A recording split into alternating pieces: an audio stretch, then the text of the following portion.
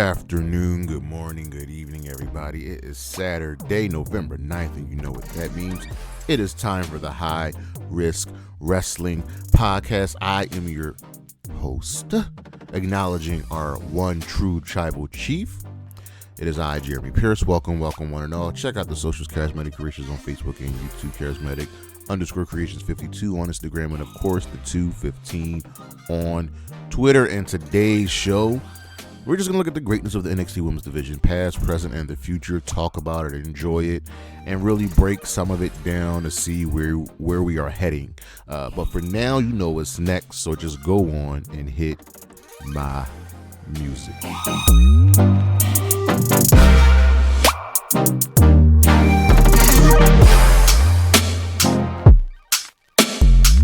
If we're going to talk about the NXT Women's Division, then we have to talk about the 5 greatest women all time of NXT. And this will include NXT UK because, well, they have the NXT banner. And we start with, of course, number 5, a woman who, well, was a big part of NXT UK. And that would be none other than Kaylee Ray. And you now know her as Alba Fire on the main roster. But she was dominant in NXT UK. She made her first appearance in the Mae Young Classic and then went over to NXT UK, where she was just top of the top. She was the one time, right, the NXT UK Women's Champion. And you want to know about that championship? She held that belt for 649 days. She is the longest reigning women's champion of the modern era, not named Athena. Let that sink in. She is the longest reigning women's champion of the modern era, not named Athena. And this was only one reign. That's how good she was. And still is. Don't let the way she's being treated on the main roster for you. She is still that good. Number 4, Roxanne Perez, our current NXT Women's Champion, who is in her second reign. She's called the Prodigy, and she's called the Prodigy for a reason. She's only 23, and ladies and gentlemen, she is that good. She has earned that name. She has rightfully earned that name. She has been trained by some of the best, and she now is just carrying NXT. She is the face of that women's division, and what else is there to say? You can see in the ring that she is just good. She has 2 reigns, and currently they are sitting at 326 days, and she is soon to pass Charlotte Flair, and there's a strong chance she can reach the top 3. Roxanne is just good, y'all, and you see why they back her. She's really got this heel thing going, even though I think she's probably much better as a face, but I digress. Roxanne Perez is the future of this business. Now, how about number 3, the Empress of Tomorrow? Yeah. For those of you that don't know, Asuka was dominant. There was no other woman more dominant in the history of NXT than Asuka. Shayna Baszler came close, but Asuka had one reign as the NXT Women's Champion. That reign lasted 522 days. Not only that, she went undefeated for her entire NXT career, for about the first 2 years of her main roster career, before unceremoniously losing to Charlotte Flair. And Asuka has done everything in this business. She's done everything except for get a win at WrestleMania, and that's going to come soon. Do not disrespect the Empress of Tomorrow. And then we have number 2, and if you know who number 2 is, then you know who number 1 is. Number 2 is none other than the hugger herself, Bayley. Bayley is so well respected in this business that you've never heard a bad thing about her. She's on that same level of Bryan Danielson in terms of respect when it comes to this business. And her and a certain someone else in NXT carried that division. They showed what women's wrestling can truly be. There was no greater women's babyface in NXT than Bayley, and there still hasn't been one. The hugger gimmick got everyone involved, and it made Bayley into a star. And of course, if Bayley is number 2, then we know who number 1 is. None other than the boss herself, Sasha Banks. Yeah. If you put a gun to my head, I will tell you right here, right now, that Sasha Banks is the greatest competitor, star in the history of NXT. No other person, with the exception of Bayley, and probably Asuka, comes close. Male or female, comes close to what Sasha Banks achieved in NXT. She and Bayley showed a women's wrestling is, what it can be, and what it should be. Main eventing pay-per-views and getting everyone over, getting everyone involved. There was no greater heel, there was no greater person in NXT than Sasha Banks. She is considered one of the best of the best of the best of the best. And in her NXT career, she won Match of the Year, she won Woman of the Year, because she was just that good. We'll be right back.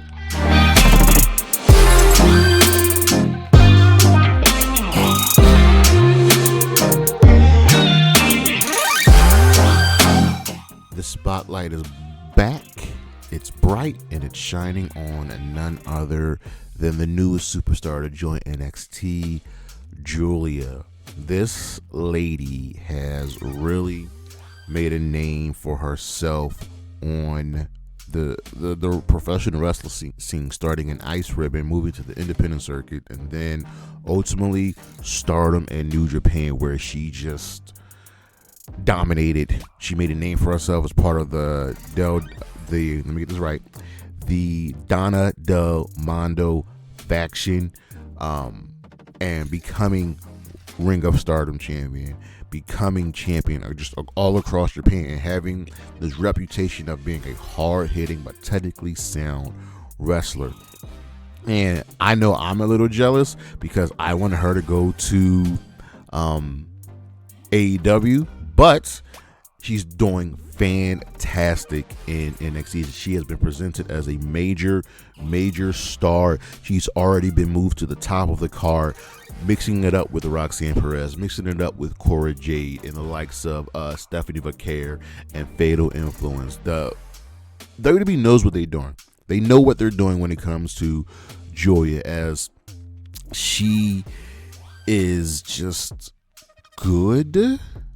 Like, her wrestling style is so unique that you really can't copy it. But when you watch it, you're like, wow, I'm seeing something great. And I am inevitably waiting for that match between her and Roxanne Perez, two of the best. The spotlight is on Giulia, and it's going to be there for a long time. We'll be right back.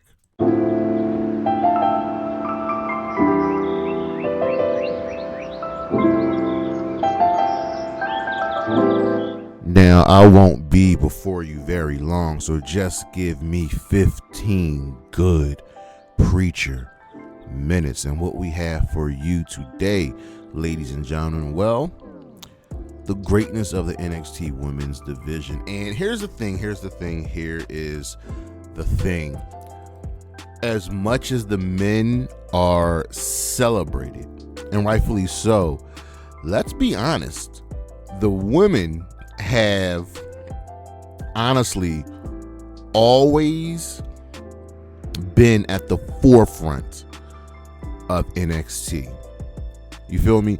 Going from the game show and the development, getting past the Bill DeMott controversy to essentially becoming what it is now. They have always been honestly at the forefront of the division. And we obviously will start with the beginning, the early days of the division. And it starts with two women, Saraya and Emma. Now, if you go back and look at the early NXT roster, these two women were different, right? So in that early year of the NXT women's division, here's who we had, right? We had Audrey Marie, never really shook out, you know what I mean? We had a couple other names. We had Charlotte, we had Emma, we had Caitlyn, we had Maxine, Paige, Raquel Diaz, who you all know as Shaw Guerrero, Sasha, Sophia Cortez, who you all know as Ivelisse, and Summer Rae. But at the forefront was Paige and Emma, and Paige came from a wrestling family. She is wrestling royalty, and her and Emma showed exactly what could possibly happen when you just give divas a chance. But we'll talk on that just right after this. But they were able to show that women can be more than just bra and panty matches and mud matches and 5-minute matches, or entrances or where the entrance is longer than the actual match.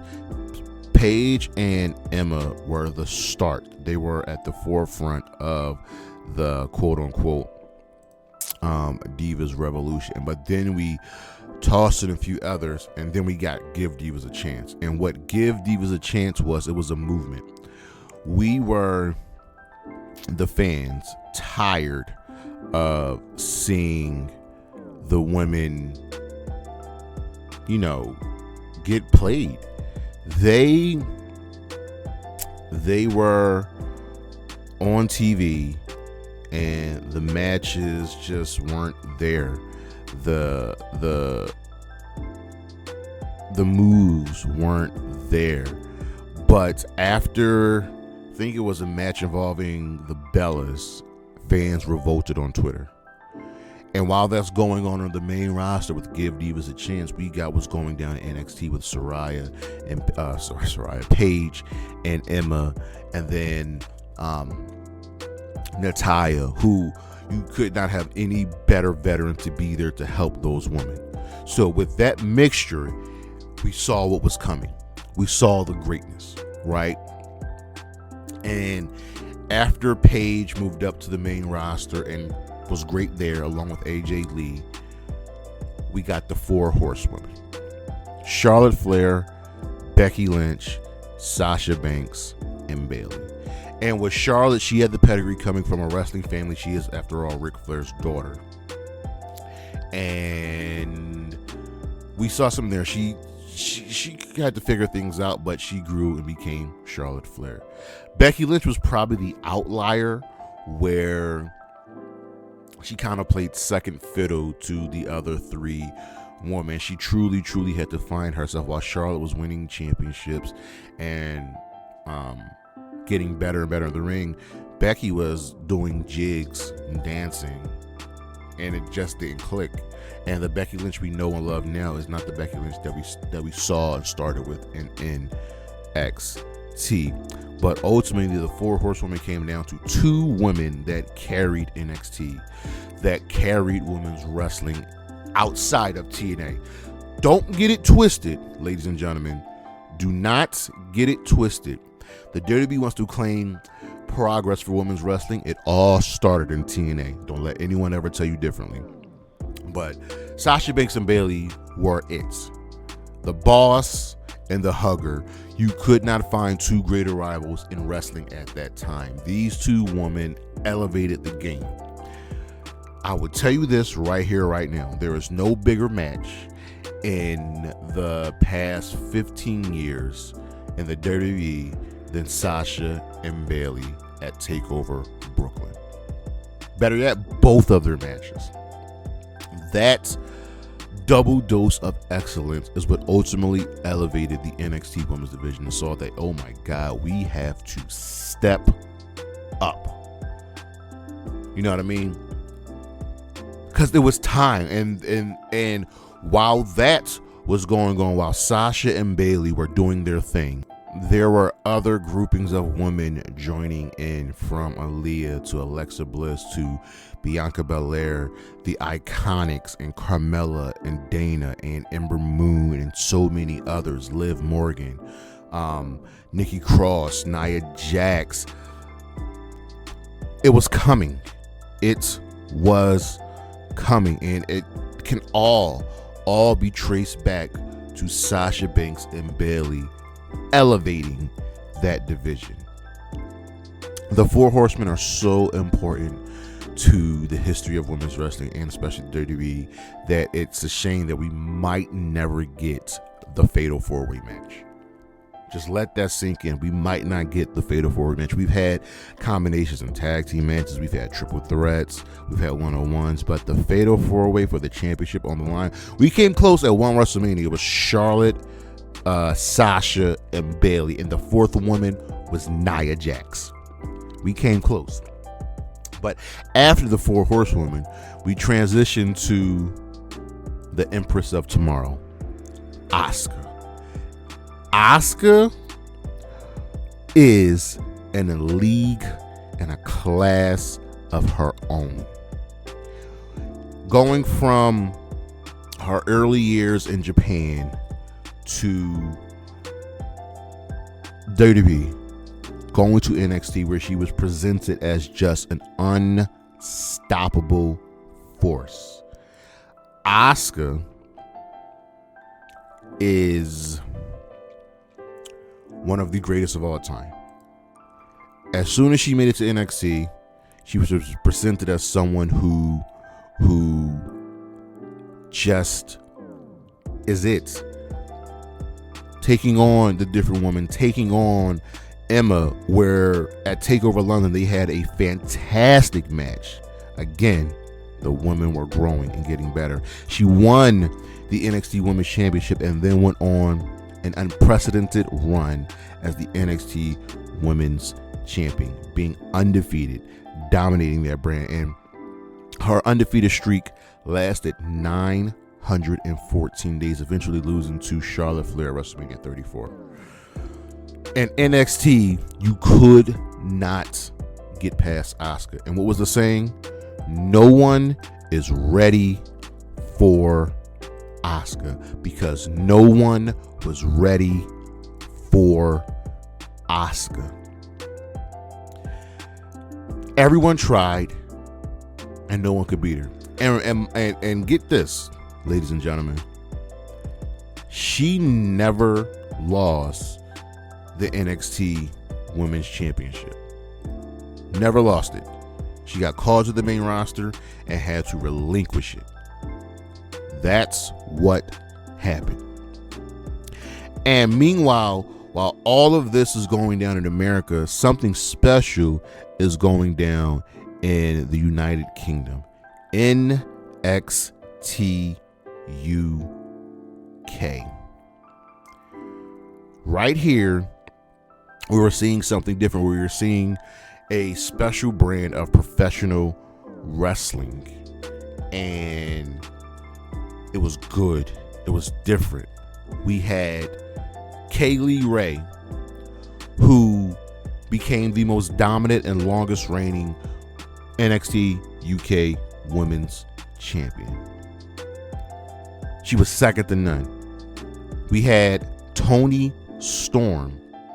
Not the Toni Storm that was on SmackDown getting pies thrown in her face, but a great champion who was super over with that rock star persona.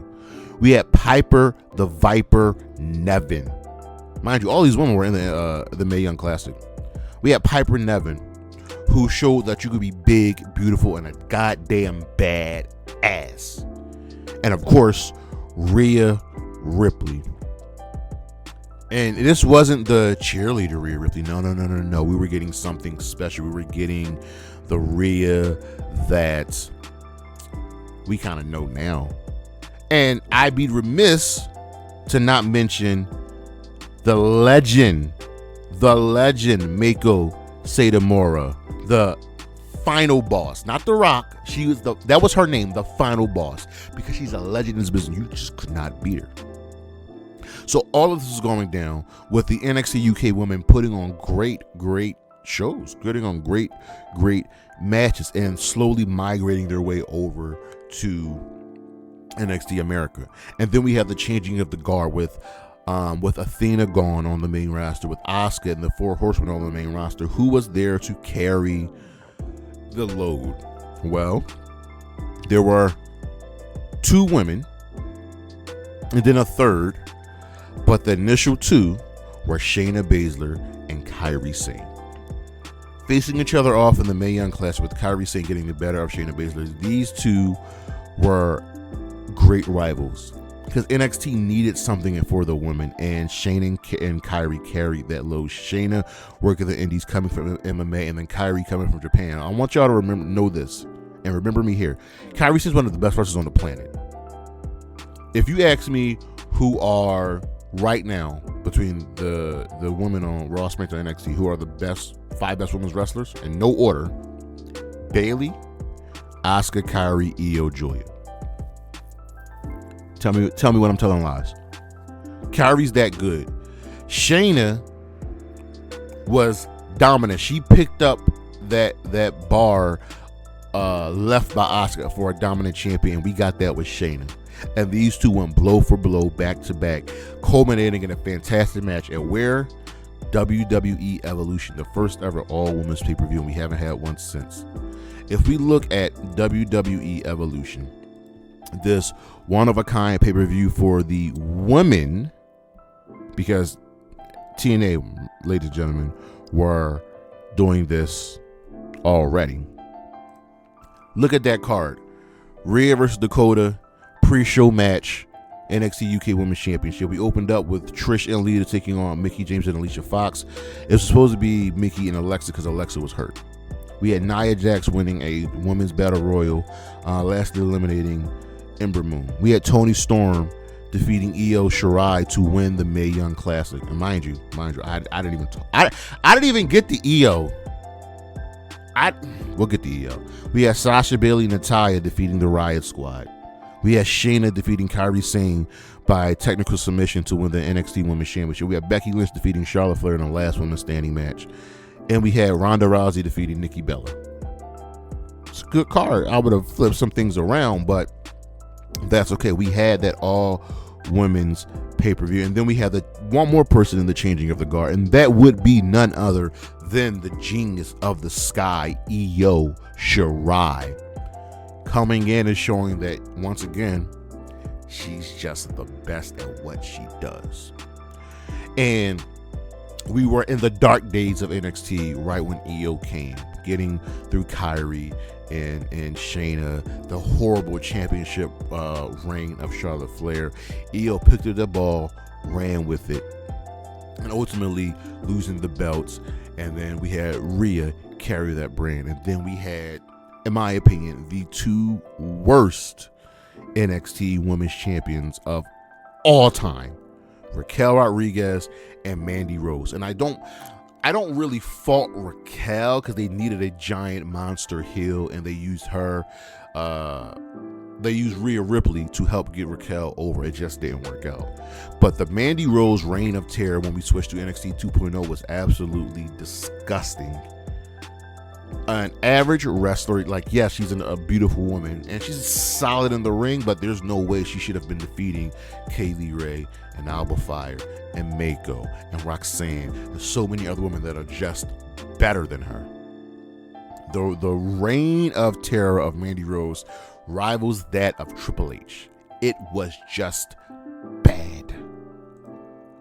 But thankfully, she was gone, and we moved over to the future of NXT. And right here, right now, their women's roster is fantastic.